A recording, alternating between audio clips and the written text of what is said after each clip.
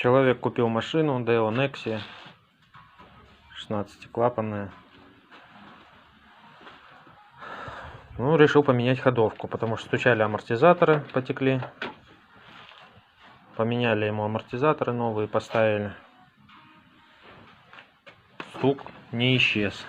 Поменяли стойки стабилизатора, стук не исчез. Поменяли шаровые, то же самое. Поменяли сайлентблоки, то же самое. Стук так и есть. Меньше намного, но все же есть. Оказалось, дело в том, что в сервисе неправильно установили амортизаторы в стакан. И они вот так вот болтаются, крутятся там. Вот и вся причина. Еще меняли опорные подшипники, новые поставили. Думали из-за них, хотя старые тоже более-менее были, но на всякий случай поменяли.